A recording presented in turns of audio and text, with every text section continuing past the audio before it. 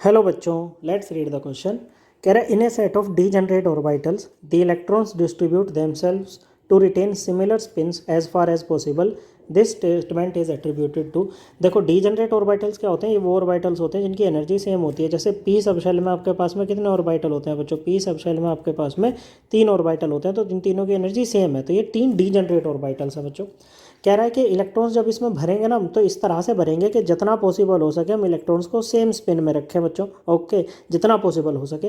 तो ये स्टेटमेंट आपकी किस किस प्रिंसिपल से एट्रीब्यूटेड है, मतलब किस प्रिंसिपल को फॉलो कर रही है बच्चों? तो क्या ये पोलीज एक्सक्लूजन प्रिंसिपल को फॉलो कर रही है? तो बात है कि नहीं बच्चों, पोली एक्सक्लूजन प्रिंसिपल को फॉलो नहीं कर रही है। पोली एक्सक्लूजन प्रिंसिपल ये कहता है कि एक एटम में कोई भी 2 इलेक्ट्रॉन ऐसे नहीं होंगे जिनके चारों के चारों क्वांटम नंबर सेम होंगे। क्वांटम नंबर इलेक्ट्रॉन के एड्रेस के बारे में बताते हैं, जैसे कि प्रिंसिपल क्वांटम नंबर ये बताता है कि किस शेल में आपका इलेक्ट्रॉन प्रेजेंट है। एजीमुथल क्वांटम नंबर ये बताता है किस सब शेल में प्रेजेंट है। मैग्नेटिक क्वांटम नंबर बताता है किस ऑर्बिटल में प्रेजेंट है बच्चों।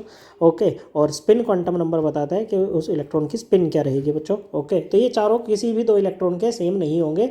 ओके बच्चों, एक सेम एटम में। ओके बच्चों, तो क्या ये ओफ्बो प्रिंसिपल की स्टेटमेंट ओफ्बो प्रिंसिपल को फॉलो कर रहा है? तो ओफ्बो प्रिंसिपल को भी फॉलो नहीं कर रहा। ओफ्बो प्रिंसिपल ये कहता है कि जब हम किसी एलिमेंट की ग्राउंड स्टेट में इलेक्ट्रॉन्स भरते हैं ना बच्चों, तो वो इस हिसाब से भरेंगे कि पहले हम लोअर एनर्जी के ऑर्बिटल्स को ऑक्यूपाई करेंगे, फिर हायर एनर्जी वालों को। तो क्या ये हुन्स रूल को फॉलो कर रहा है बच्चों? बिल्कुल सही बात है, ये हुन्स रूल को फॉलो करता है। कि हुन्स रूल ये कहता है कि जब हम ऑर्बिटल्स में इलेक्ट्रॉन्स भरेंगे ना, तो हम पहले उनको सिंगली फिल्ड करेंगे बच्चों।